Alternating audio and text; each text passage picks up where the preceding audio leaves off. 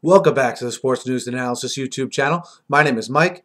I'm continuing my team-by-team analysis, recap, and final grades of the 2013 NFL Draft. This video is for the Green Bay Packers, who had 11 picks total in this draft.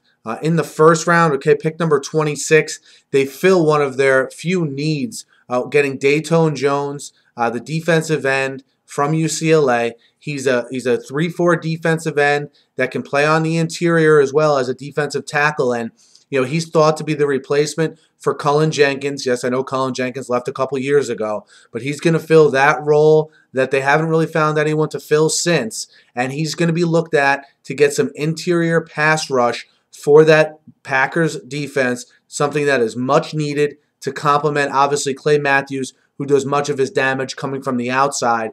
And I was expecting Jones to go a little bit earlier in round one, but I think he falls nicely and fills the biggest need for the Packers, and a guy I actually had in my mock draft going to the Packers. So I like this pick, Datone Jones to the Packers at 26. Pick 61 is where you start to see some serious value that the Packers got, and it continued for several rounds.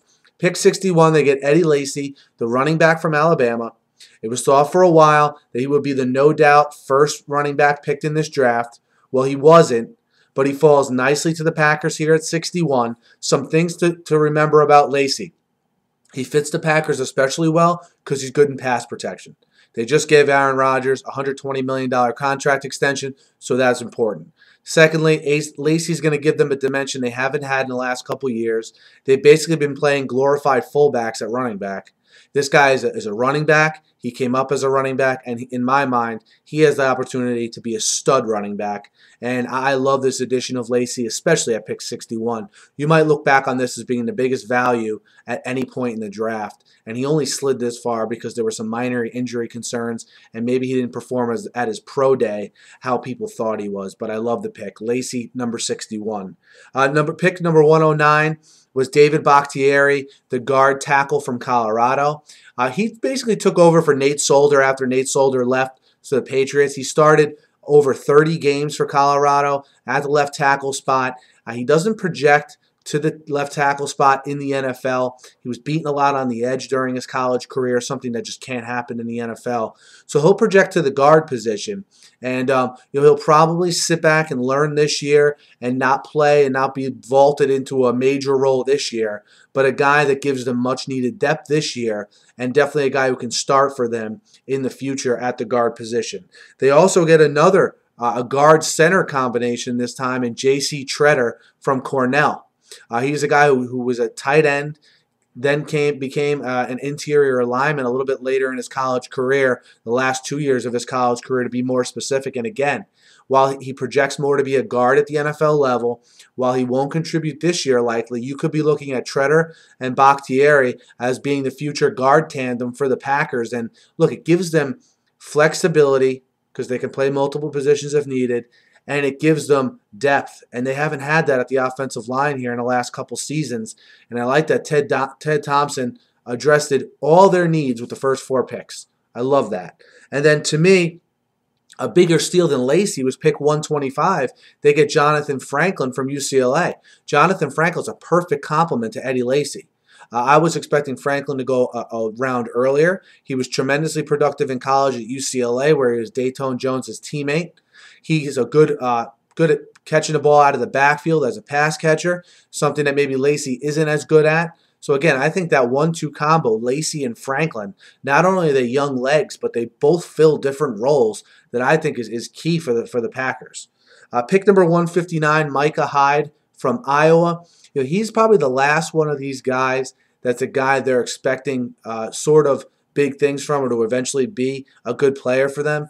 Hyde probably would have gone at least a round earlier if it wasn't for some of the problems he's got into off the field. He had an assault issue. He had a public intoxication issue while he was at Iowa. He was maybe a little bit inconsistent at times. Again, if he's one of these classic cases, if he can straighten out off the field, be committed on the field, we could be looking down the line at this being a steal here where he'll contribute after being, the 159th pick in the draft, which, anytime you can get anything out of a guy picked that late, it's definitely a win for the team that drafted him. So we'll see. But, you could do worse than Micah Hyde, that's for sure. Now, the next 167 and 193, they get some depth on the defense with Josh Boyd, the defensive lineman from Mississippi State, and Nate Palmer, the outside linebacker from Illinois State.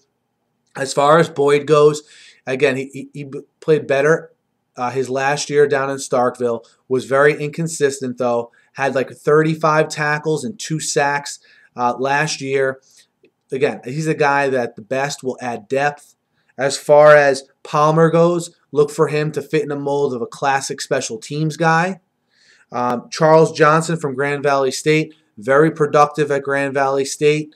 Again, he'll get thrown into the mix here sort of with, it seems like every year the Packers draft some receivers towards the end of the draft, hope to catch lightning in a bottle, and then become producers for them. And Charles Johnson falls in that category, and so does Kevin Dorsey from Maryland, who they pick next with pick 224. He never had a good quarterback in college. He never was tremendously productive in college, but he has good measurables. So we'll see if he pans out. And lastly, Sam Barrington, from the linebacker from South Florida. Again, sort of in the mold of a Nate Palmer. Fits what they look for from a special team standpoint. They'll get him on the practice squad and seeing if he can develop from there. But those are all 11 draft picks of the Green Bay Packers. Let me know what you guys think of the Packers draft. Join the conversation. Be sure to subscribe. Guys, check out the other videos on my YouTube channel. I'm always uploading new videos here. Thanks again for listening, and have a great night.